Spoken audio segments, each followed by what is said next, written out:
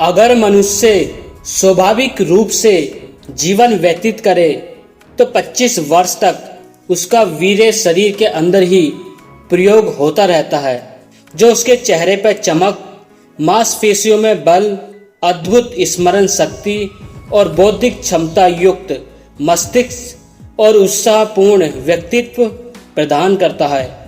25 वर्ष के बाद शुक्र अंडकोश में आने लगता है, जिससे मनुष्य स्वाभाविक रूप से उत्तेजना को महसूस करता है। यहाँ पर दो रास्ते हैं। पहला कि विवाह करके संतान उत्पन्न किया जाए, जो कि अधिकतम लोग करते हैं।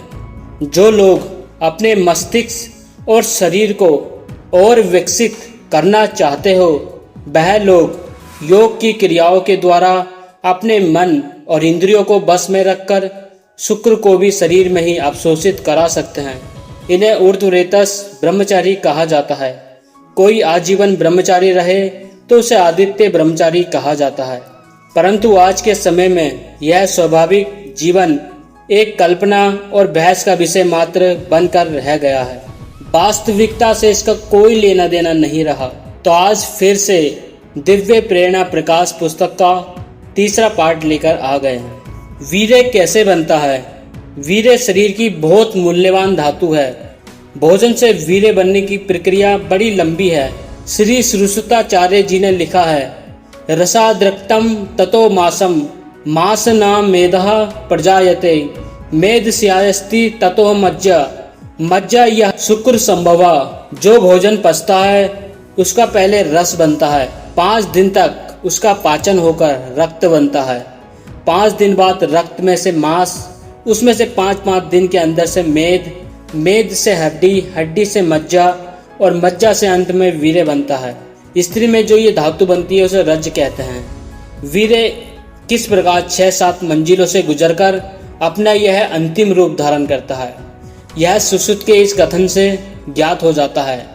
कहते हैं कि इस प्रकार वीर्य बनने में करीब 30 दिन व 4 घंटे लग जाते हैं। वैज्ञानिक लोग कहते हैं कि 32 किलोग्राम भोजन से 700 ग्राम रक्त बनता है और 700 ग्राम रक्त से लगभग 20 ग्राम वीर्य बनता है।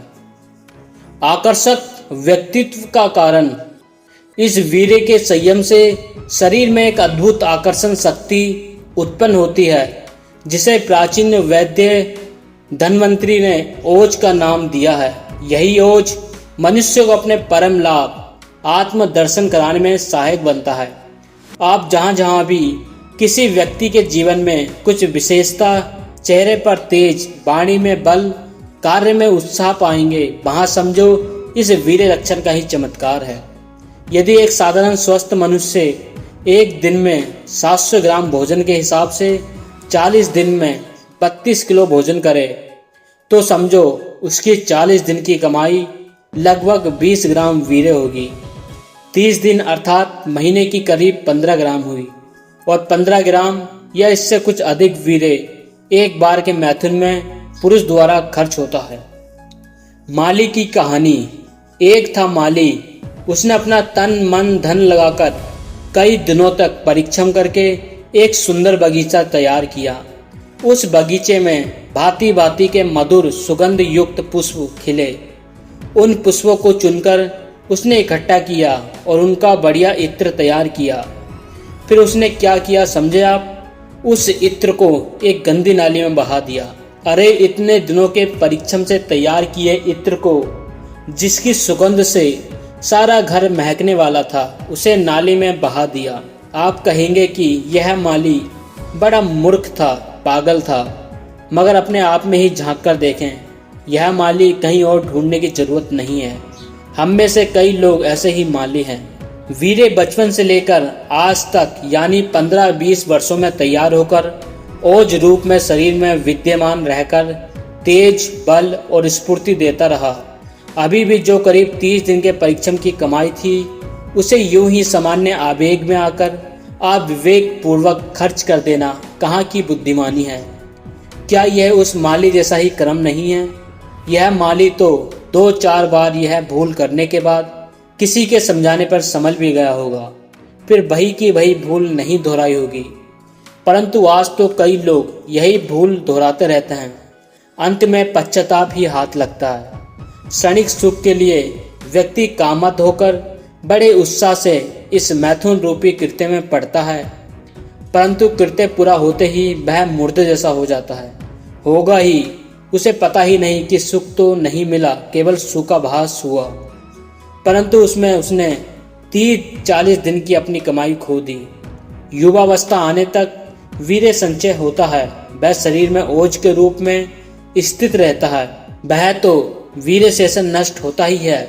अति मैथुन से तो हड्डियों में से भी कुछ सफेद अंश निकलने लगता है, जिससे अत्यधिक कमजोर होकर लोग नपुंसक बन जाते हैं और वह किसी के सम्मुख आंख उठाकर भी नहीं देख पाते। उनका जीवन नरकीय बन जाता है। वीर्य रक्षण का इतना महत्व होने के कारण ही कब मैथुन करना, किससे मैथुन करना, जीवन में कितनी बार करना आदि निर्देशन हमारे ऋषि मुनियों ने शास्त्रों में दे रखे हैं। सृष्टि क्रम के लिए मैथुन एक प्राकृतिक व्यवस्था। शरीर से वीर्य वे यह कोई क्षणिक सुख के लिए प्रकृति की व्यवस्था नहीं है। संतान और उत्पत्ति के लिए इसका वास्तविक उपयोग है। यह प्रकृति की व्यवस्था है। यह सृष्टि चलती रहे, इसके लिए संतान उत्पत्ति होना जरूरी है।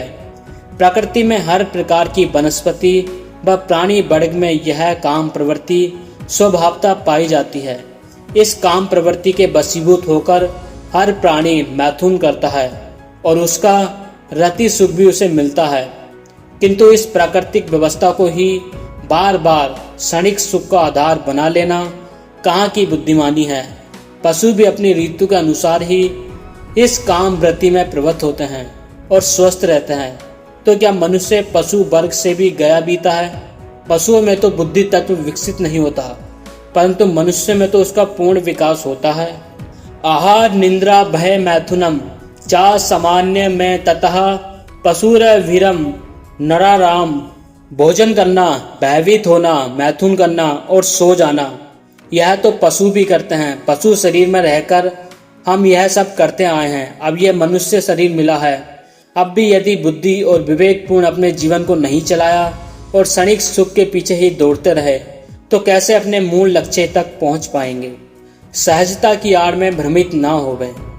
कई लोग तर्क देने लग जाते हैं। शास्त्रों में पढ़ने को मिलता है और ज्ञानी महापुरुष के मुखार बिंद से भी सुनने में आता है कि सहज जीवन जीना चाहिए। काम करने की इच्छा हुई तो काम किया, भूख लगी तो भोजन किया, नींद आई तो सो गए। जीवन में कोई टेंशन, कोई तनाव नहीं होना चाहिए। आजकल के तमाम रोग इसी तनाव के ही फल हैं। ऐसे मनोवैज्ञानिक कहते हैं, अतः जीवन सहज और सरल होना चाहिए। कबीरदास जी ने भी कहा है, साधो सहज समाधि भली। ऐसा तर्क देकर भी कई लोग अपने काम विकार की तृप्ति को सहमति दे देते हैं, परंतु यह अपने आप को धोखा देने जैसा है। ऐसे लोगों को खबर ही नहीं कि ऐसा सहज जीवन तो महापुरुषों का होता है, जिनके मन और बुद्धि अपने अधिकार में होते हैं, जिनको अब संसार में अपने लिए पाने को कुछ भी शेष नहीं बचा है, जिन्हें मान अपमान की चिंता नहीं होती है। वे उस आत्म तत्व में स्थित हो जाते हैं जहाँ न पतन है न उत्थान। उनको सदैव मिलते रहने वाले आनंद में अब संसार के विषय ना तो वृद्धि कर सकते हैं न अभाव। विषय भोग उन महान पुरुषों को आकर्षित करके अब बहका या भटका नहीं सकते। इसलिए अब उनके सम्मुख भले ही विषय सामग्रियों का ढेर लग जाए, किंतु उनकी चेतना इतनी जागृत होती है कि वह चाहें तो उनका उपयोग करें और चाहें तो ठुकरा दें। बाहरी विषयों की बात छोड़ो, अपने शरीर से भी उनका ममक टूट चुका होता है। शरीर रहे अथवा ना रहे, इसमें भी उनका आग्रह नहीं रहता। ऐसे आनंद स्वरूप में अपने आप को हर समय अनुभव करते रहते हैं। ऐसी अवस्था वालों के लिए कबीरदास जी ने कहा है, साधो सहज समाधि भली। अपने को तोलो। हम यदि ऐसी अवस्था में हैं तब तो ठीक है, अन्यथा ध्यान रहे ऐसे तर्क की आड़ में हम अपने को धोखा देकर अपना ही पतन कर डालेंगे। जरा अपनी अवस्था की तुलना उनकी अवस्था से करें। हम तो कोई हमारा अपमान कर दे तो क्रोधित हो उठते हैं, बदला तक लेने को तैयार हो जाते हैं। हम लाभ हानि में सम नहीं रहते। राग द्वेष हमारा जीवन है। मेरा तेरा भी वैसा ही बना हुआ है। मेरा धन, मेरे मकान, मेरी पत्नी, मेरा पैसा, मेरा मित्र, मेरा बेटा, मेरी इज्जत, मेरा पद, यह सब सत्य भासते हैं कि नहीं? यही तो देह भाव है, जीव भाव है। हम इससे ऊपर उठकर व्यवहार कर सकते हैं क्या? यह जरा सोचें। कई साधु लोग भी इस देह भाव से छुटकारा नहीं पा सके। सामान्य जन की तो बात ही क्या। कई साधु भी मैं स्त्रियों की तरफ देखता ही नहीं हूँ, मैं पैसे को छूता ही नहीं हूँ, इस प्रकार की अपनी अपनी मन और बुद्धि की पकड़ों में उलझे हुए हैं। वह भी अपना जीवन सहज नहीं कर पाए और हम अपने साधारण जीवन को ही सहज जीवन का नाम देकर विषयों में पड़े रहना चाहते हैं। कहीं मिठाई देखी तो मुंह में पानी भर आया। अपने संबंधी और रिश्तेदारों को कोई दुख हुआ तो भीतर से हम भी दुखी होने लग गए। व्यापार में घाटा हुआ तो मुंह छोटा हो गया। कहीं अपने घर से ज़्यादा दिन दूर रहे तो बार बार अपने घर वालों की, पत्नी और पुत्रों की याद सताने लगी। यह कोई सहज जीवन के लक्षण है जिसकी ओर ज्ञानी महापुरुषों को संकेत है? नहीं। तो आज के इस पाठ में इतना ही। अगर आपको ये पाठ अच्छा लगा हो तो हमारा सपोर्ट करें, चैनल को सब्सक्राइब जरूर करें। धन्यवाद।